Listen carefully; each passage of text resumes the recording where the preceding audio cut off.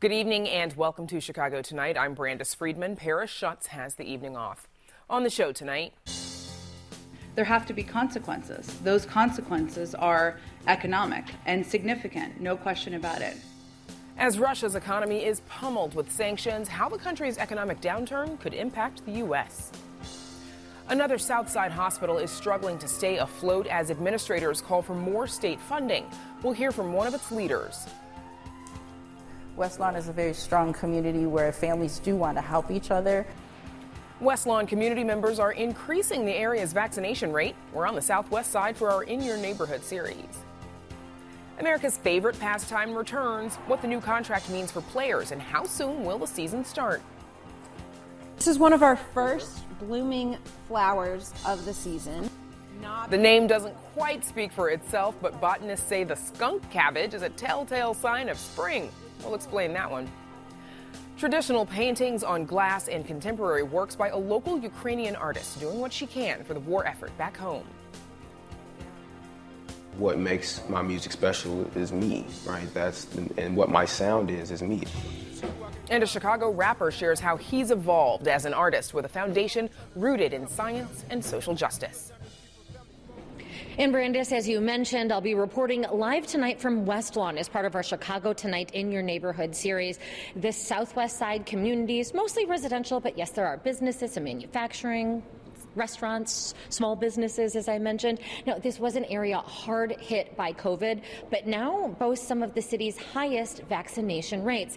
And as you mentioned, it is also the home of the now indicted former Illinois House Speaker, Michael Madigan. We've got more on that ahead, but for now, back to you. Amanda will see you soon. And now to some of today's top stories. A Cook County judge sentences actor Jussie Smollett to 150 days in Cook County jail and 30 months felony probation. The sentencing comes 3 months after a jury found him guilty of lying to police about staging a hoax hate crime 3 years ago. Asked by Cook County Judge James Lynn if he had any questions about his sentence, Smollett responded. I am not suicidal. Okay? I am not suicidal. I am innocent, and I am not suicidal. If I did this, then it means that I stuck my fist in the fears of Black Americans in this country for over 400 years and the fears of the LGBTQ community. Your Honor, I respect you and I respect the jury, but I did not do this, and I am not suicidal. And if anything happens to me when I go in there, I did not do it to myself, and you must all know that. That moment happening actually in a Cook County courtroom about 30 minutes ago. Smollett, a one-time star of the television show Empire, was also ordered to pay a fine of $25,000 and restitution of just over $120,000. Judge Lynn says Smollett's crime was premeditated and had done damage and caused pain to victims of real hate crimes. U.S. inflation soars to a 40-year high. The Bureau of Labor Statistics reports today that the Consumer Price Index, a broad measure of the cost of goods and services, rose 7.9% over the last 12 months. The price of food also rose 7.9% over the year, but that rise was dwarfed by a 38% increase in the cost of gas. In February alone, the price at the pump rose 6.6% as global markets reacted to Russia's invasion of Ukraine. Baseball is making a comeback. After a 99-day lockout, Major League Baseball and the Players Union Executive Board have reached an agreement on a new labor deal. The union's board voted 26-12 to approve the deal, with owners ratifying the agreement with a unanimous 30-0 vote. The deal salvages a regular 162-game season, with opening day now tentatively set for April 7th. And you can find out what the sticking points on that contract were coming up a little later in the show. Also in sports, it looks like Khalil Mack may have played his last game for the Chicago Bears. According to multiple reports, the Bears have reached an agreement to trade the defensive end, a 6-time Pro Bowler, to the Los Angeles Chargers. In return, the Bears will reportedly receive a second-round draft pick this year and a sixth-round draft pick for 2023. Mack, who had foot surgery last year, has to first pass a physical for that deal to be inked. Live from Chicago's West Lawn community, stay with us. Chicago Tonight is made possible in part by Alexandra and John Nichols, the Jim and Kay Mabey family, the Polk Brothers Foundation, and the support of these donors.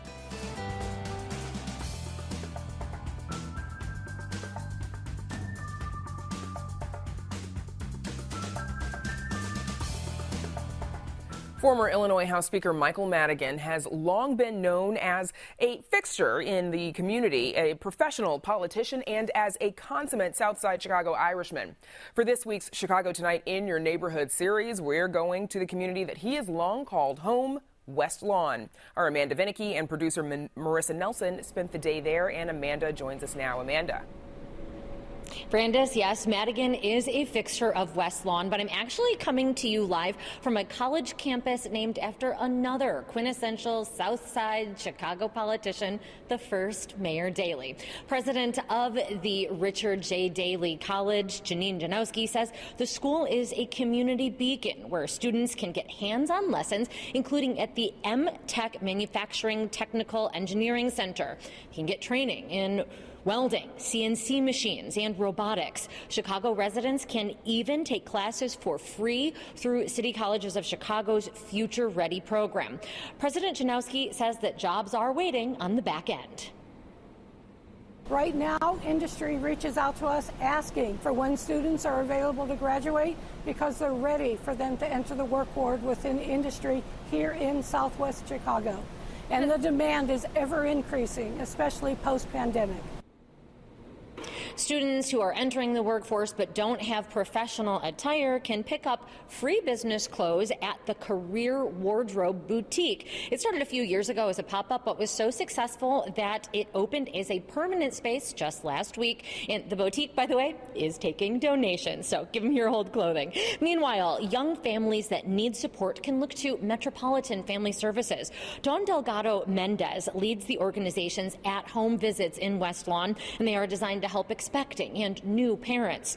Since Delgado Mendez started this work over a decade ago, she says that the number of participating families has actually decreased, and to her, that is a sign of progress. More families are employed and no longer need at-home visits and care. They are looking for center-based child care while they're at work. Our goal is to reach those at-risk families and bring them up to where they need to be in order to be successful for both themselves individually, whether it's education or employment, but also just to be able to have a safe home for their families. For school-aged children, Monday is a big day. That is the first since the pandemic began that at CPS, students will be able to go mask-free. Judy Idvoro leads a vaccine ambassador program in West Lawn, and she says that change is motivating parents to get their kids shots. Just because the last masks are lifted does not mean that, folks are vaccinated. And so now we're, just communicating with families that it's up to them to make sure that their child is vaccinated. And also keeping in mind that, our 0 to 5 year olds are not eligible to get that vaccine. Now, one of the major cultural attractions in West Lawn is the Balzikis Lithuanian Museum. We feel very connected to this area because just east of here were the stockyards. As if you've read the Upton Sinclair's The Jungle, that you know that Lithuanians were very integral to the development of the city. They've also contributed greatly to the culture of the city.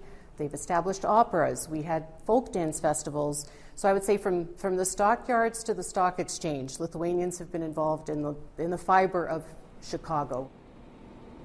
Chicago is home to the largest emigre Lithuanian community, and tomorrow is an important day. It is when Lithuania celebrates the restoration of its independence. That is poignant, especially now given what is happening in Ukraine, as is the museum's No Home to Go To exhibit about refugees and displaced peoples. Balzikis says Putin's efforts to expand Russia are comparable to Stalin's that left millions dead, harmed, or displaced. She hopes that lessons of the past guide today's leaders before history repeats itself. I don't think the Holocaust would have happened had people like Stalin and Hitler been stopped in their tracks. Now we're watching another tragedy unfold in part of Europe, the same part of Europe. Now, political buffs may think that another area of the museum building is worthy of an exhibit. Madigan's longtime ward office is located on the second floor of the building. Madigan is known for putting his nose to the grindstone and spent a lot of Saturdays in the office You could, I suppose, think of it as his second home. His actual one, though, is about a half a mile away. Madigan was born in Clearing, but the former Speaker and head of the Democratic Party has long lived in West Lawn, representing the community since he entered the state legislature in 1970. This afternoon, we did spend some time on West Lawn's main drag, Pulaski, and asked passersby their thoughts on Madigan. We told folks that Chicago Tonight visits for In Your Neighborhood series a different community every Thursday. We go to different communities every week, but one of the reasons we're here this week is because of Speaker Mike Madigan. What do you think of him? I don't know who he is. Who is he? I know his house. I've been there. I've driven by there. You driven by Edinburgh. By Edinburgh. And politicians, they're all dirty at some point. I wouldn't be able to speak on that. Do you know the name? I do not. What do you think about his indictment? Long time coming. Long time coming. You play with fire, you get burned. Mind you, this was a random sampling of folks on Pulaski. West Lawn has changed a lot since Madigan was first elected. In the past decade alone, the Latino population has increased by 10%, according to the U.S. Census. Realtor Jose Gonzalez says it is important the community have Latino representation in government. 100%.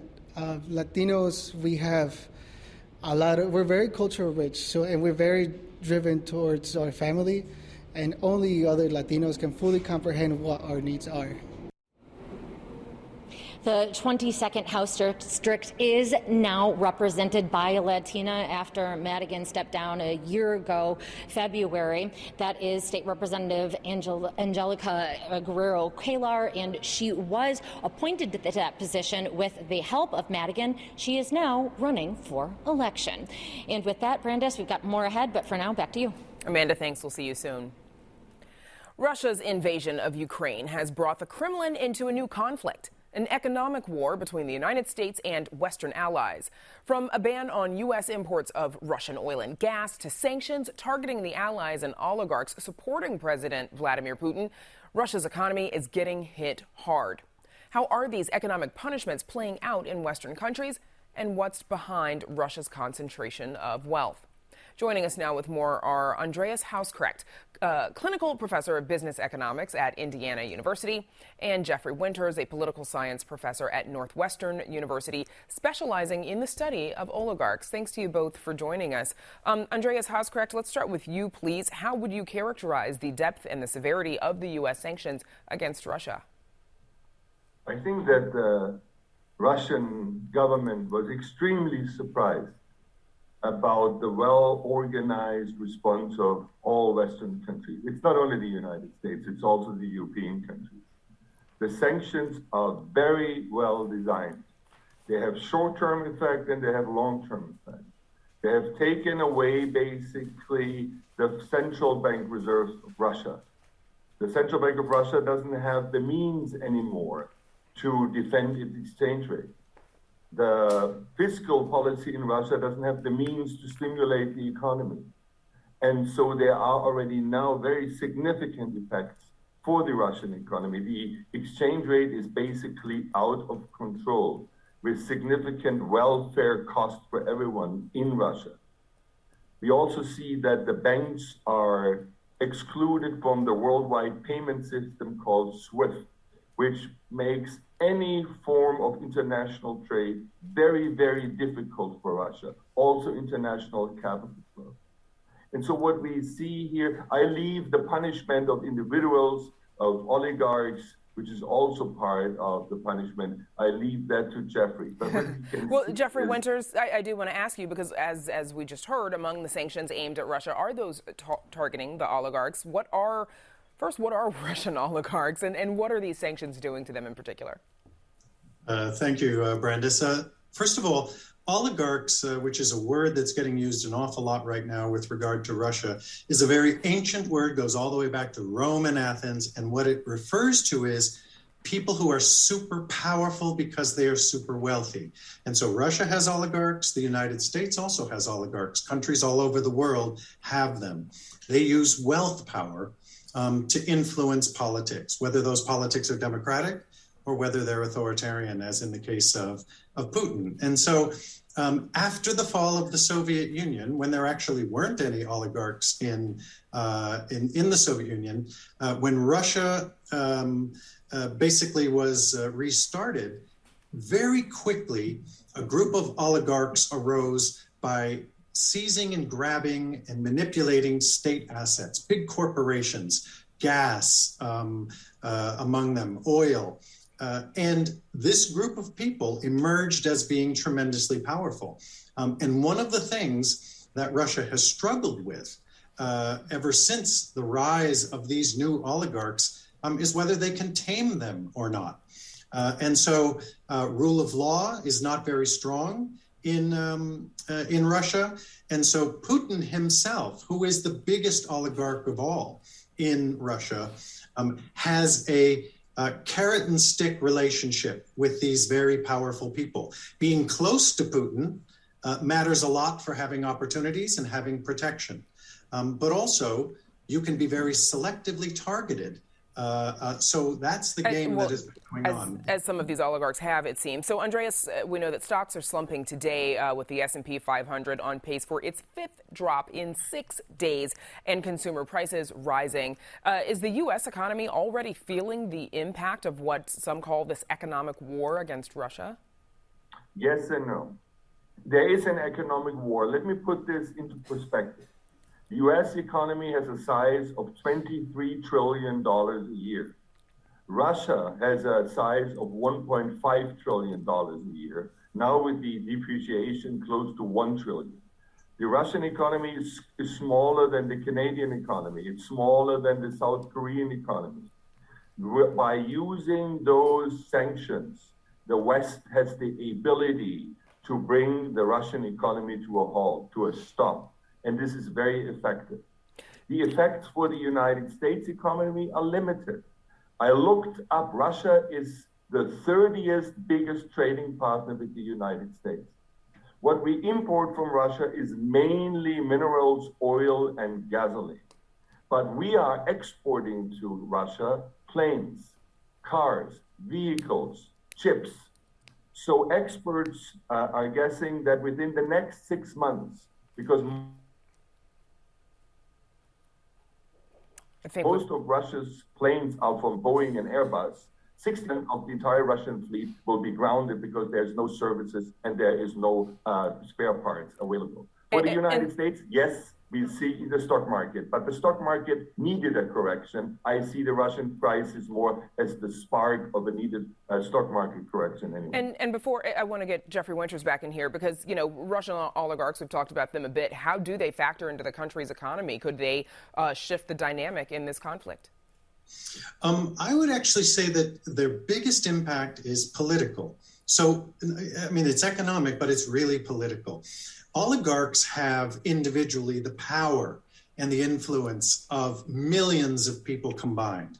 And so if these sanctions really hurt the oligarchs who are around Putin, it places tremendous pressure on him.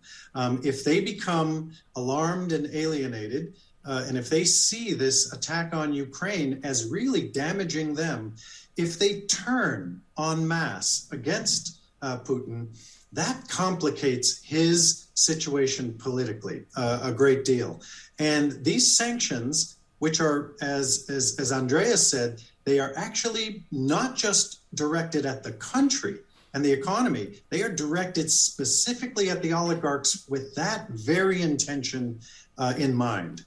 The idea is to separate Putin from the oligarchs, put pressure on them, so they in turn put massive pressure on him. Okay, so obviously a lot to watch going forward economically in Russia in particular. My thanks to our guests, Andreas Hauskrecht and Jeffrey Winters, for joining us.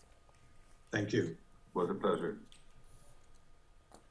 Roseland Community Hospital administrators are calling for more state funding to keep the struggling Southside Hospital afloat. They say COVID has exacerbated the hospital's financial need, due in part to added expenses in equipment and paying overtime for healthcare workers. The move comes as 4 other safety net hospitals have closed their doors on the south or west sides since 2018. Here to discuss this and more is Tim Egan, President and CEO of Roseland Community Hospital. Tim, welcome back. We spoke to you 2 years ago when Roseland was already facing financial challenges just as COVID was ramping up. How would you describe how the hospital is standing financially right now? We're in financial difficulty. There's no doubt about it, even more so than we were 2 years ago. We had a great fight. We created our own testing program for the South Side through Roseland Community Hospital. That was an epic effort and just a tremendous change in the curve of COVID in the beginning. But this last round of Omicron really wounded us. You mentioned the added expense. We're about $6 million in debt right now to nursing agencies alone. And that has been crippling to us in our budget. $6 million in debt to, you say, nursing agencies alone, agencies that help you staff your nurses in the hospital, correct? Absolutely. Our COVID numbers soared during Omicron. We had a shortage of nursing, just like every other hospital across the United States. We had to plug those holes, and we had to use nurse agencies. And during the first stages of COVID, it was understandable to pay $10 or $15 more per hour for these agency nurses. But then the agencies took advantage during the Omicron variant, and they raised their hourly wages by almost 200% in some areas. And it's been absolutely devastating. And so how much total would you say is needed to keep the hospital afloat? Well, we're going to have to figure out a way to solve that $6 million debt there. But then we've got other programs that have been, that we've had to shut those programs down, like our adolescent behavioral health unit. To have those things put on pause, we need an influx of funding to get those programs back up and running and expand the rest of the services that we have, including a sickle cell anemia clinic. So in response to Governor Pritzker's budget proposal last month, State Senator Emil Jones, whose district encompasses Roseland, he called for more investment in safety net hospitals, saying, quote, safety nets make up 19.1% of our state's hospitals and care for our state's most vulnerable populations. We must ensure that they are funded properly and equipped with adequate staffing and resources. I urge the governor to release the $30 million from the American Rescue Plan funding for safety net hospitals and hospital transformations. So what has the state and federal investment looked like throughout this pandemic for your hospital? Well, in the beginning, the federal influx of funding was outstanding. We got a PPP pool of money that we immediately, that's the payroll protection plan. When we got that money, we immediately turned it over to all of our employees. Those heroes that were on the front line, they got hero pay. But that has now dried up. And, the rest of the ARPA money that's sitting there, we got some of it through COVID, but a lot of it's still sitting on the sideline. So, as tired, as frustrated, as angry as I am, we are forced to beg down in Springfield every spring just to keep our doors open. What more? Well, I was going to ask what more needs to be done to protect safety net hospitals such as Roseland. What are you asking for in Springfield? Well, as an outspoken safety net leader, I have a target on my back. And if that target puts money in Roseland's bank, then I'm willing to die on my shield for Roseland Hospital and other safety net hospitals. But that makes me optimistic. There are pools of money that are available right now. We don't need another tax. We don't need a casino. We don't need more marijuana sales. The money is there right now. And you mentioned transformation. That's what we're pushing for right now. We have had a transformation plan that's been pending with the state of Illinois since April of last year.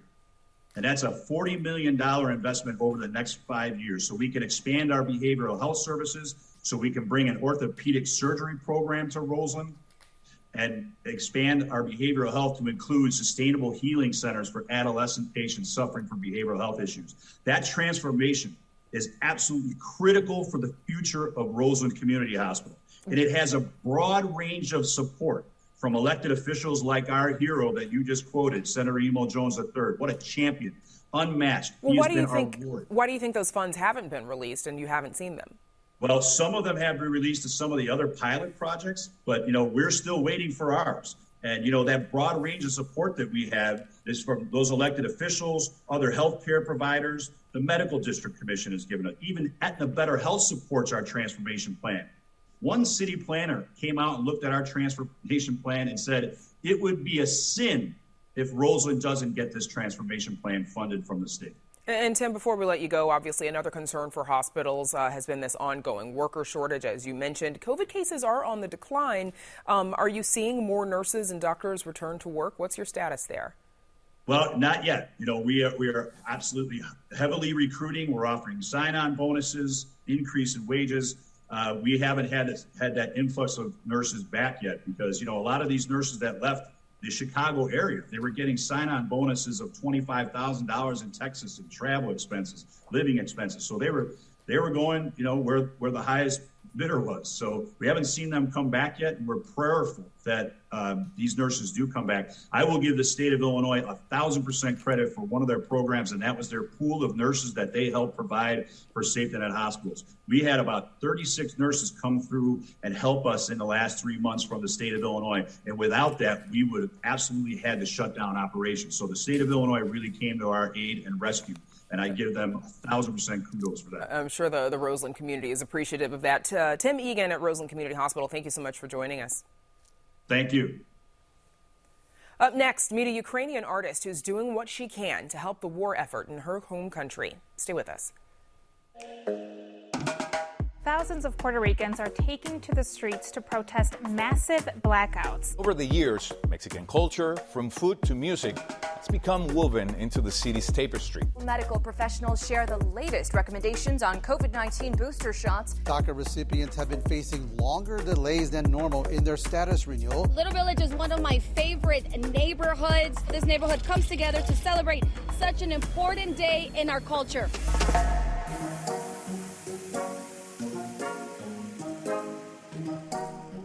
And there's much more ahead on the program, including details on the professional baseball lockout coming to an end. But first, a long-delayed art exhibition has finally opened, but with a new focus.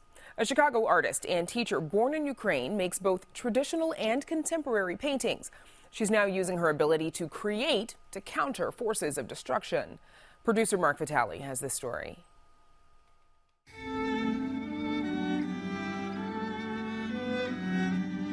Many images are painted directly onto glass. It's a customary form of Ukrainian folk painting that celebrates cultural heritage and religious icons. Other paintings are modern works with spiritual themes. At the Ukrainian National Museum of Chicago, we met an artist on a mission. My name is Elena Dyadenko. I've been an artist all my life. I started to paint from my childhood and I never stopped. When I was a little girl, I was always saying, I will be an artist. Artist, college, marriage. That's what I used to say when I was a kid. 2 years ago, I planned this art show, but COVID started and we couldn't have a show. I was planned to have this show right now, and the war started in Ukraine. And as soon as I found out about war, I was thinking, oh my God, how can I help? What can I do? And I decided that every single penny from this show that I will make will go to help wounded soldiers in Ukraine. She says proceeds from the sale of her work will benefit 2 Ukrainian veterans groups. The day we spoke with the artist, Illinois Senator Dick Durbin had just bought several of her paintings on glass. Elena Dyadenko is from Poltava in central Ukraine. She was a 20-year-old visiting Chicago when Ukraine gained independence in 1992. She stayed here and became a U.S. citizen and an art teacher for Chicago Public Schools. And she made an impact. In 2004, Dyadenko won a Golden Apple Award for excellence in teaching. She also studied with artist Ed Paschke and never stopped painting. My artwork has many different directions when it comes to themes. I do have maternity themes because I think it's beautiful to be a mother and to give a birth to a child. So I have a maternity series. Spirituality is very important. A lot of paintings of mine have angels and people asking for healing, or people praying for peace, or people praying for whatever is sacred to them, and for the victory of our soldiers, of course. I call Ukraine daily. I go on Facebook and I contact my friends via text or phone call. And today in the morning I talked to my friend in Mykolaiv, it's southern Ukraine, and she said, Elena, it's shelling. We hear like bombs exploding outside. I told her I have an interview today, and she said, tell Americans that we are in trouble. let the whole world know about it. Ukraine is a very beautiful country, and Kiev is an incredibly beautiful city. We have a lot of fields of beautiful sunflowers. You know what I want to say? I want to say thank you to the United States for adopting. I'm very thankful to this country for everything that you do for Ukraine and for other people, you know, because you help a lot of different countries in trouble. For Chicago Tonight, this is Mark Vitale. Elena Diadenko teaches fine arts at Schurz High School on the northwest side. Her exhibition is called Colors of Life. It's at the Ukrainian National Museum of Chicago through the end of March. You can find out more on our website. Still to come on Chicago Tonight, efforts to support West Lawn residents as the cost of food and gas increase. We talk with community leaders. Baseball is set to return after an extensive lockout, how we got here to begin with, and what the contract means for players. So this plant literally melts the snow around it and emerges from the depths of winter.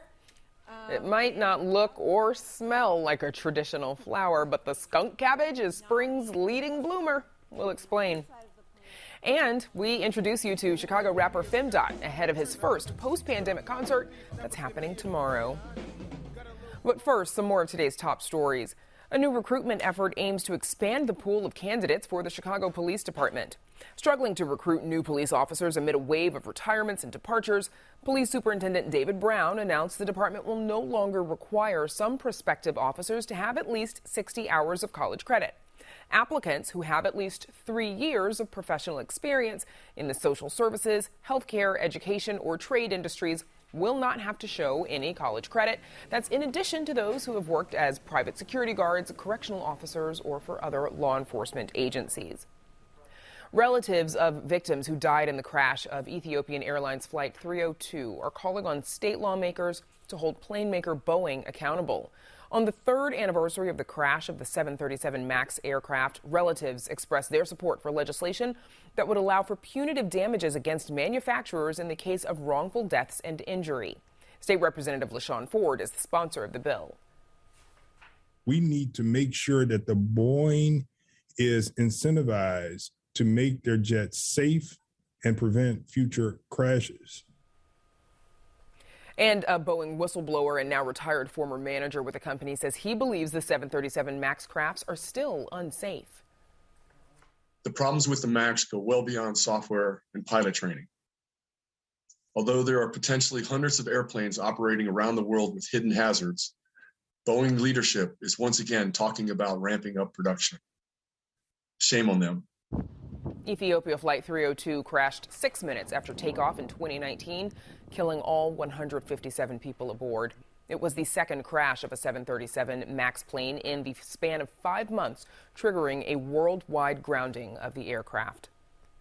The unemployment rate in Illinois is down and jobs are up. According to the Illinois Department of Employment Security, the state unemployment rate fell a modest 0.1% in January to 5%. Illinois continues to lag behind the national unemployment rate, which now stands at 4%. And now back to Amanda Vinicky, who spent the day in West Lawn as part of our In Your Neighborhood series. Amanda. Yeah, Brandis, I'm joined by Enrique Mendoza. He is a West Lawn resident, and he is also the board president of the Southwest Collective. Thanks for being with us. We've talked with the Collective some before, so just briefly, remind us of your work. Yeah, absolutely. So right now we're engaged in health equity work. So we help to organize, events in the community, but we're also trying to push more forward, like vaccine equity, food equity. So equity is kind of like the big word here. So what does that mean when it comes to food? So when it comes to food, we just became members of the Chicagoland Food Sovereignty Coalition. So that's a group of autonomous mutual aid groups who rescue food. And so what we're doing now is that we actually have access to the food warehouse where we can bring food over to places like West Lawn and just neighborhoods in the southwest side. And you deliver it to homes? Actually, we have like a set of food pantries all over the southwest side, and so we stock those with shelf-stable items. And we also host free farmers markets, so folks can just come over and grab their grocery bags. ingredients kind of vary from time to time, but, folks can come through and grab that as well. Inflation is a concern for a lot of folks. Is that impacting your work? Are you seeing money, donations not go as far? Absolutely. So the thing is that we're riding on this struggle bus right now, like up a mountain called inflation. And so, we've seen rent increases. We've seen food increases, gas increases. All across the board, you're just seeing residents struggle. They're really feeling the weight of the, economic consequences of not only COVID, but also geopolitical conflicts. And so, they're really bearing the brunt right now. And so there's just more demand for, more access to food, more demand for public benefit programs. We've hosted things like rental assistance program, rental assistance sign-ups and stuff. So, we're trying to help as much as we can, but, it's still not enough. So fair to say, more demand for the work, the services, the goods that you provide than Absolutely. there is that you're able to offer? Yes. We definitely need more. As much as we can connect folks to resources, it's just not enough. We definitely need more transformative approaches. We definitely need something a little bit more that tackles kind of like the root cause and not just treating the symptoms of like what's going on. And I believe that is all that we have time for. We thank you so very much, Enrique Mendoza of the Southwest Collective, also a West Lawn resident. And we will be back with more Brandis, but for now, I'm tossing it back to you. Amanda, thanks. We'll see you in just a bit. And up next, America's favorite pastime is back. We have the details. Stay with us. Don't miss one of our stories. Get them all delivered to your desktop or mobile device with a subscription to the WTTW News Daily Briefing. Go to WTTW.com/daily briefing and sign up. America's favorite pastime is finally returning. After a 99-day lockout by owners, players' reps have voted to accept Major League Baseball's latest offer for a new labor deal, and the season is expected to get underway on April 7th. Joining us now with more are Cheryl Ray Stout, sports contributor at WBEZ Chicago Public Media, and Tim Stebbins, covering the Cubs for NBC Sports Chicago. Thanks to you both for joining us. So, Cheryl, agreement's been reached. What were the biggest sticking points that had to get resolved? One was luxury tax, as far as elevating it more. And one of the real big ones was the minor leagues, the minimum wage going from $570,000 to $700,000. That's a huge leap. The league has got around 69% of it will be part of that umbrella. So it's going to be really helping those young kids getting the deal that they're worth. It's going to be a 5-year deal. One of the big things is that they're going to play 162 games. So when they start on April 7th, they're going to make up those other games by doing doubleheaders or on the back end. They're going to do that. But they also are going to have 12 teams in the playoffs. There's going to be universal DH. There's several of these moments, but the big thing was the contract for the kids, the younger players, the minimum wage, and also raising the luxury tax. And the one thing that was really kind of a stickler last night going into today was the international draft. They're going to take time from now until July 25th to have talks about getting an international draft taken care of. And Tim Stebbins, how soon will spring training camps begin? Buckle up, it's coming. Players can report as soon as Friday, and their mandatory report date is then Sunday. That is excluding players who need to get visas. Obviously, it's a quick turnaround to try to get that done, so they're going to have more leeway in that regard. And from there, we're going to have games in the next week or so. March 13th is the report date, so games would follow sometime in the days after that in the coming week. Okay, so Cheryl, talk about the free agent frenzy that's about to begin. What is this? Well, there's several guys that are free agents. And so right now, Tim and I were discussing before we went on the air, was there's going to be a lot of signings because the rosters, some of them have been talking before the negotiations, before they were locked out. So a lot of things are in place, but now they can actually put pen to paper and get these guys into camp and fill out their rosters. And an interesting thing, by raising the luxury tax, teams will feel that it'll be okay to spend more money. So some of these big agents, like a Chris Bryant, is going to be able to get some money out of this. So, Tim, one of the biggest points, as Cheryl has mentioned a couple of times, is this luxury tax. Explain how this works and, what the resolution was on that. Yeah, so baseball, the Players Union has long fought to implement a salary cap, which you see in different North American sports leagues. And the luxury tax, the players have argued, kind of acts as a de facto salary cap. It's kind of disincentivizes teams from spending in a way that the players would argue, because it's a set figure, and in 2021 is $210 million. If you go over that figure, you face surcharges and you're taxed on it. So a lot of times you see teams, their player salaries combined, they near that figure, but they don't actually eclipse it. And at the same time, baseball's revenues have really been increasing this century since the last couple collective bargaining agreements, and the spending by teams has not really been in sync with revenues, and therefore player salaries haven't really been in sync with revenues. So by increasing that, as Cheryl alluded to, by increasing that luxury tax threshold, the players, more players, you have more room essentially to spend, because teams are still not going to want to eclipse that figure because of the taxes that come with it. But now, if it's 20 million more, maybe you're incentivized to get that one extra big player, sign that one big extra contract, and boost your team in that regard. And Tim, give us a quick reminder. How did we get here to begin with? It's been years in the making.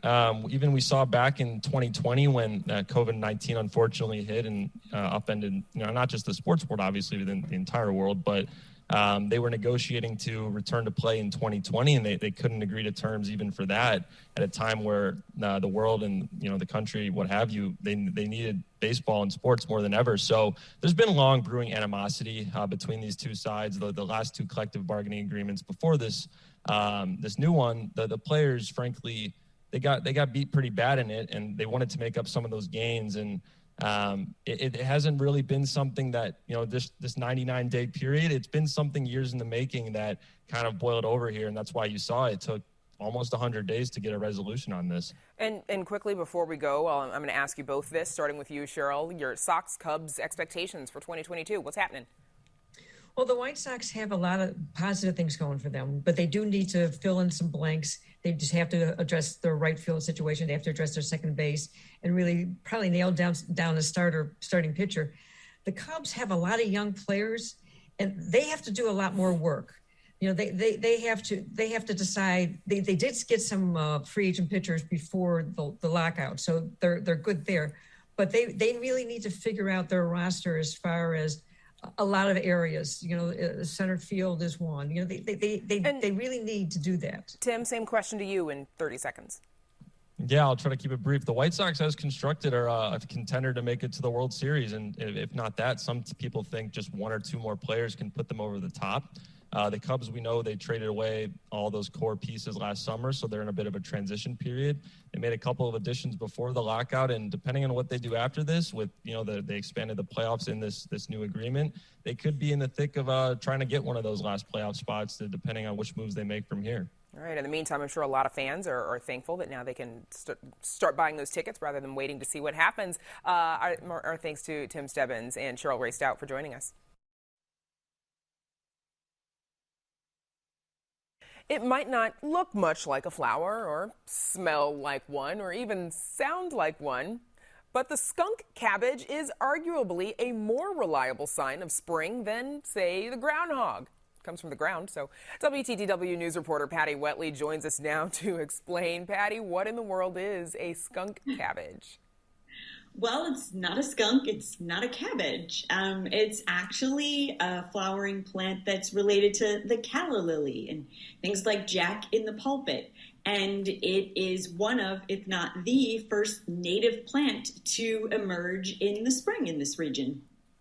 So it might smell like a skunk and doesn't quite look like a flower, but it does have a pretty cool plant superpower. Tell us about that.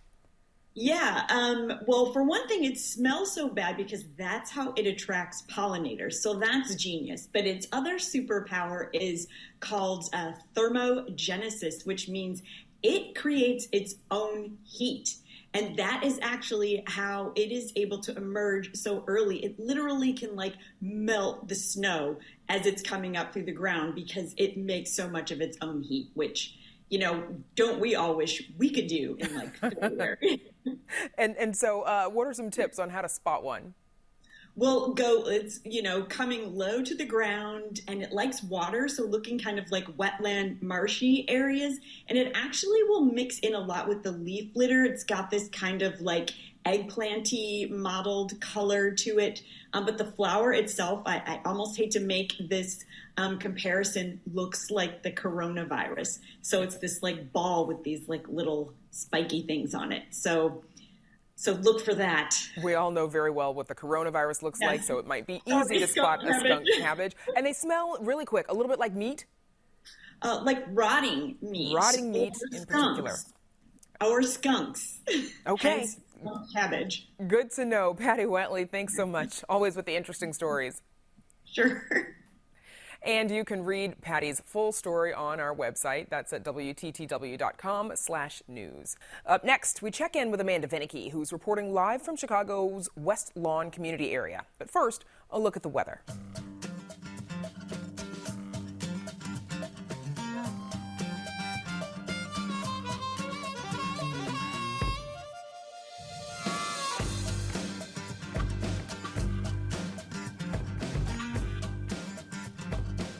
And now we check back in with Amanda, who spent the day in West Lawn as part of our In Your Neighborhood series. Amanda.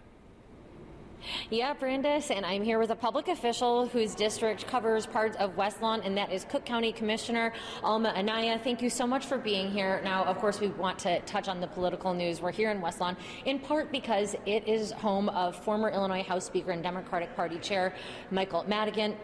What are your thoughts on his indictment, and how does that impact public trust?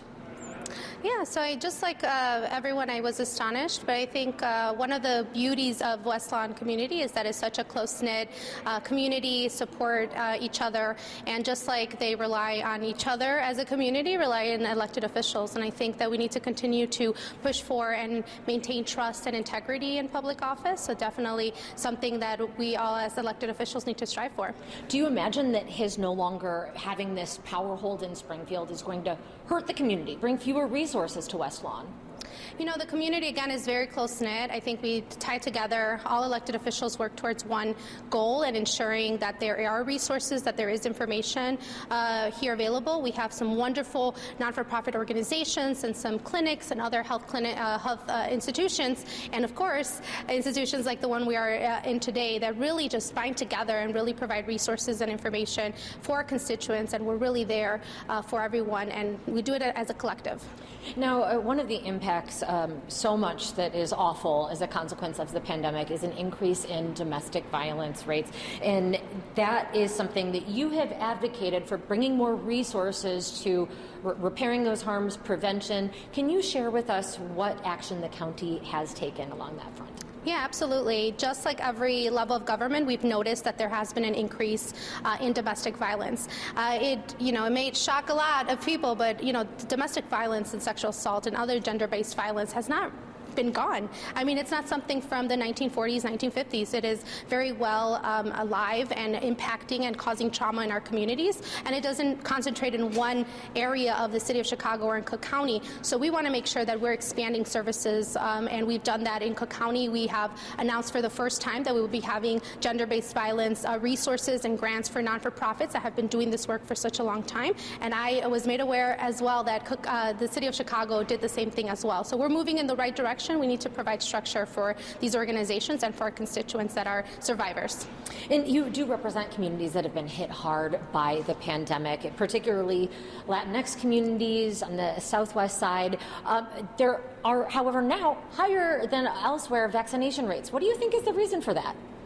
I think that individuals are really realizing the fact that vaccines really do work, and that they are providing real recovery in our health sphere in our community. So I think that although that there is an increase there were increasing cases, and for example, we're in 60629, which was to record still one of the areas that had the most positive cases throughout the pandemic.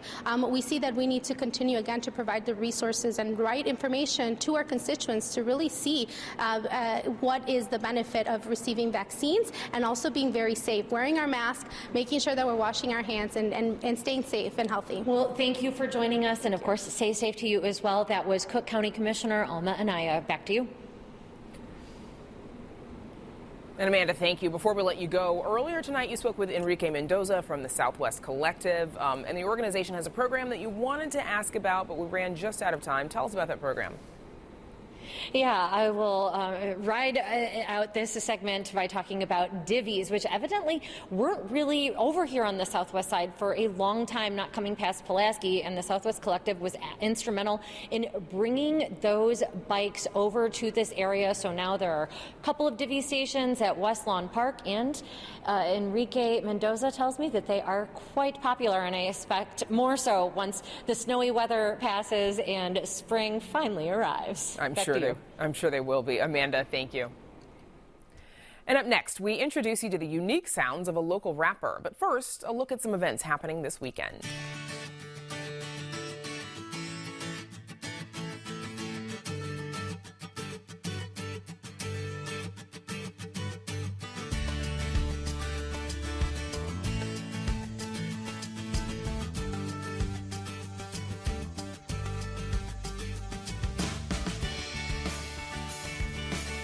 The Chicago artist, known for sporting a mechanical pencil behind his right ear, is debuting his first post-pandemic album at an all-ages concert tomorrow night. Arts correspondent Angel Edo caught up with the rapper Femdot and shares why he hopes his music encourages people to remain true to themselves. I knew my new stuff was the hottest for anyone who thinks about it. Notifications from the bank, ain't gotta check, no, it's deposit. Meet Femdot.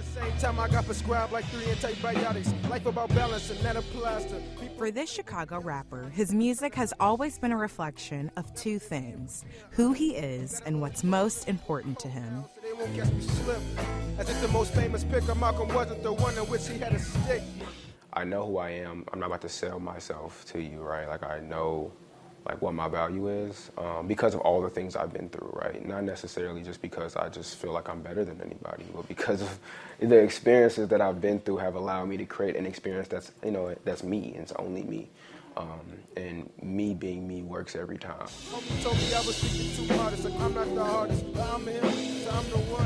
He recently released his first post-COVID body of work titled Not For Sale, which will be debuting at his first Chicago headlining concert since 2018. Not For Sale, pretty much the whole tagline is you can't put a price on experience. I consider myself a storyteller. It makes it a lot easier to be able to pull from different elements to humanize an experience. And I think that's really important because black people are typically dehumanized. You know Dilla been wild, I got clips on me for real, the flow got me grinding, direct deposits, cash all in my pocket, I let them mix in, talk about it, you would think I was logic, I gotta get it. The human experiences he works to bring attention to are primarily rooted in his exploration of what it means to be African American. People assume that black men, musical or not, are just not multidimensional. They just assume, black people in general, that you are just, if you do this, you're in one lane, you set this up this way, or if you talk about this is the only thing you can talk about, right? So in my music, I really try to be as multidimensional as possible. A lot of my songs are very vulnerable, right? They're very open. I write from a place of experience, and I write from a place of therapy. So it's very open, and I think even just allowing men to be open is the thing that I feel should be cool. So why not put it in rap songs? Cause I'm trying to make it happen at the right time, trying to make it here for a lifetime, something for the click, for the lifeline, grind how you want and they like mine. That emphasis on humanity is also a reflection of his commitment to community. I'm super excited about it, especially because in that time of the pandemic, we also established my nonprofit called Delacrim Scholars, where we give out scholarships and toy and coat drives and grocery initiatives.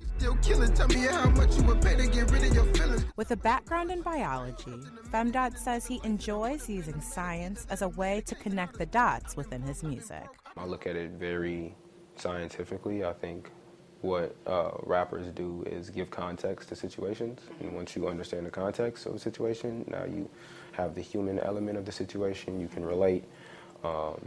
And that's no different than, what people do with research. 40 feet tall if I stood on who I prove wrong. It's the story aspect. I think there's a sense of authenticity in the music that isn't forced. I'm not trying to be anybody else. And I'm allowing people to like know that and know that that's okay, and also to bring people into my world, right? So it's like I'm telling these stories that you may not relate to, but you can relate to the emotion that's there. You can relate to the feeling that's there. Life about balance and that applies to people who label me as conscious. I'm not turning the other cheeks, but I'm not for beef. Never been me if we being honest. For Chicago Tonight, I'm Angel Ito.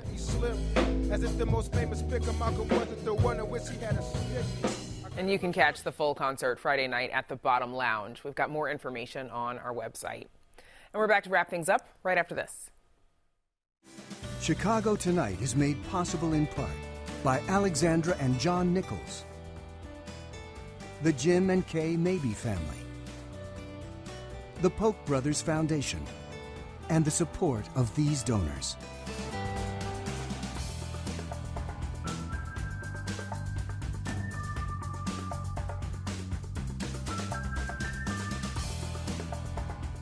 And that's our show for this Thursday night. Please join us tomorrow night at 7 for the Week in Review.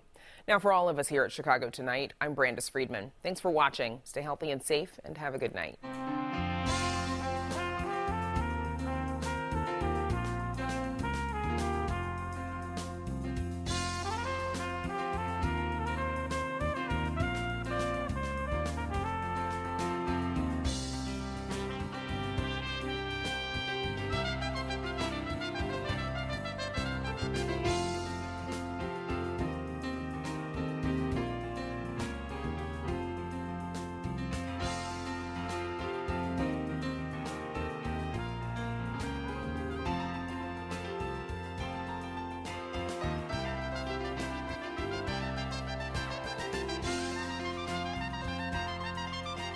Closed captioning is made possible by Robert A. Clifford and Clifford Law Offices, a Chicago personal injury and wrongful death firm that's proud to serve its community through pro bono legal services.